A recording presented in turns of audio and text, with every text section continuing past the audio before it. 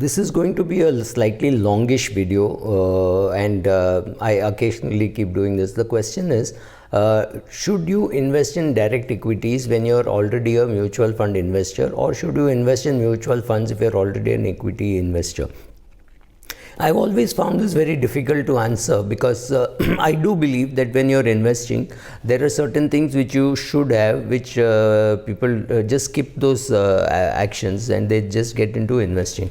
So first of all, you should have an investment philosophy statement. So if you are a 32-year-old who is trying to save for his or her retirement, then you have another 28 years to go when you will finally retire. At 45, you may retire and do some other business or things like that. At 65 or something, you will say, now I can't do any activity on a regular commercial basis, so therefore I'm retiring. So you have a longish runway in which you're investing. So then that answer is going to be very different from a 60-year-old who's just retired and said, oh, I have retired and I have some money, should I be buying shares or should I be investing in mutual funds? Maybe the answer for him is neither. You should go to an investment advisor and ask him what to do. So now I'm not getting into whether you should get into an investment advisor or no. I'm assuming that either you go through an investment advisor or do it yourself. But you should at least have an investment philosophy statement to know why you're making each of those investments. Why are you buying gold? Why are you buying real estate? Why are you buying, let's say, Fortis Hospital or Kotak Bank or something like that? Why are you doing it? If you don't even know why you're doing it, you shouldn't be doing it. Secondly, if you are an investor anyway in mutual funds, you should buy those shares which a mutual fund can't buy. What is the point in indexing and then buying HDFC and TCS and Kotak Bank and Asian Paints? Doesn't make any sense, because there is congruence of strategy. What the fund manager is doing, exactly what you're doing.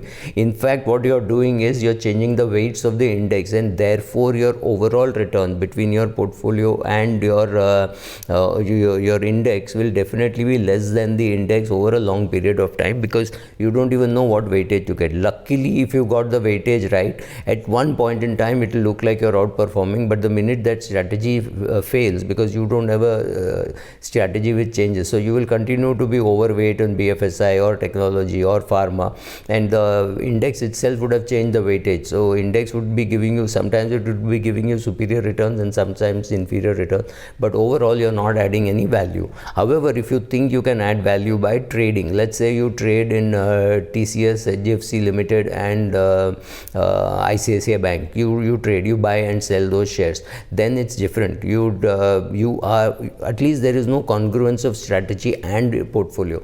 So if you want to trade in those shares, then be my guest, you can buy, sell, do whatever you want, right, wrong, whatever, but at least there is change in strategy. If you do a index investing SIP and a buy and hold in your portfolio which is duplicating the index, right, largely if it is duplicating the index because that is what you understand, you're not adding any value at all. There I would suggest, especially if you have money and you have, let's say you have a 5 crore, 7 crore portfolio and you have 50 lakhs spare for doing this, then at least pick up those shares which will never reach the index. For example, LMW or Procter and Gamble or a Nestle. Right, so these shares are very difficult. I mean, or shares which will, or DMart or Supermart. I don't have DMart. All the other shares I have.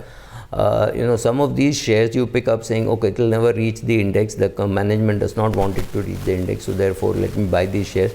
Buying shares outside of the index, which means a Bosch or MRF or those things, makes sense for you because you can buy, hold, because again the strategy doesn't matter. You can have the same strategy for your index funds. You will do an SIP or in these shares which you will buy and hold, right? Because these are not similar. These are not. There is no congruence.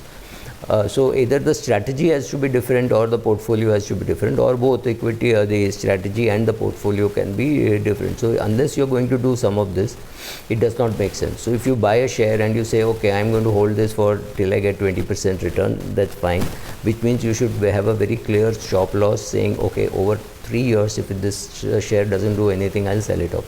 My criteria is I want a 20% return, but if I get only 12% return and the index is at 12%, which is my other investment, then I will hold on to this, because at 12% in the index and 12% in my portfolio, I'm not so badly off. Or if I'm getting 18% on my portfolio and 14% on the index, then again I'm better off, right? So in such cases, so which means you have to invest in shares which are not there in the index, or you have to have a completely different strategy, right? You have a, like you say, in my investments in mutual funds or in index funds, I will be a buy and hold person, but here I will trade, right? So some of that you can do. You can have a completely contrarian view here, and you can have a, there you are a long-term investor, which means you are always permanently bullish, whereas here you can say, oh, I'm worried about the election, so I will not hold a position, I'll move to cash, then I will move in, I'll move out, I think this government will not do anything about PSU, let me sell PSU.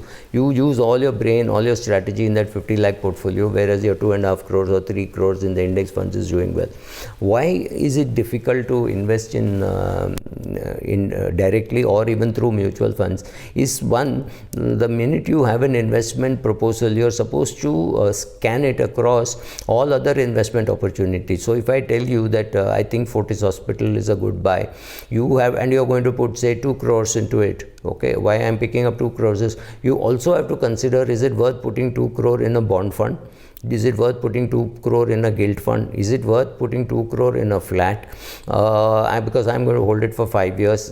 Am I going to, how am I going to get the benefit? Am I going to build my position slowly and exit slowly? If you're going to do that, then real estate is out. That's why I'm saying, so you have to compare it to all the possible potential opportunity costs which are there at that point in time.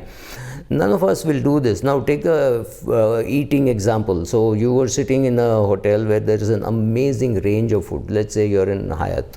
And you have 140 items, you still go and pick 1 or 2 items which you like. Last time I went, my host asked me, how did you like the spread?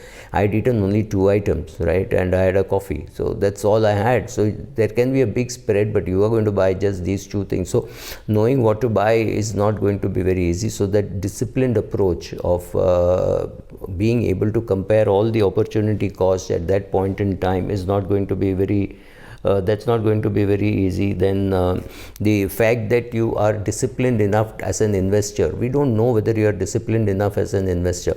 So what happens, the discipline should be such that it becomes a habit, right? You get up in the morning, make your bed, you then go and brush your teeth, then you have breakfast, and you don't say, I'm extremely disciplined, I made my bed, I brushed my teeth. It has become a habit, right? So before going to bed or and while getting up in the morning, the first thing you do, the first thing that I do is normally brush my teeth. So it's not a matter of discipline, it's a matter of habit. It's been, I'm sure I was unwilling to brush my teeth when I was a 2-year-old. My mother had to pull me out and brush my teeth. All that had to happen. But today, if my mother were to say, oh, it's all a big mistake, you don't have to brush your teeth, I'm going to call up my sister and say, look, something is wrong, she's lost it, right? So it's become such a strong habit that there is no chance of me giving that up as long as I'm in my senses. So that discipline to build in, which means, right, I said, creating a philosophy statement and maintaining a diary, saying why you're investing, what you're investing, what are the opportunity costs, which you measure it again. You need to do all this before you buy that bloody share, right? It's not going to be very easy.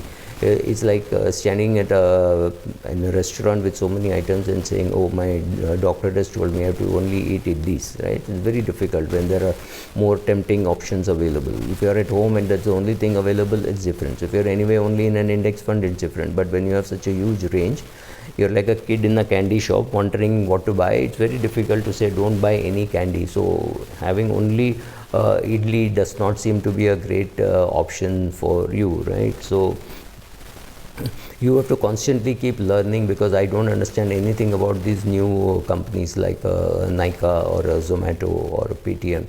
I do think that getting yourself listed before you start making money is wrong, because you can never ever raise money at a price different from the listed price.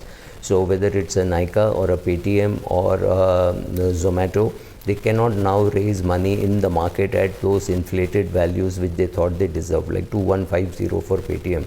If it is quoting today at $700 and heading down, how are you ever going to raise money at 2,150, right?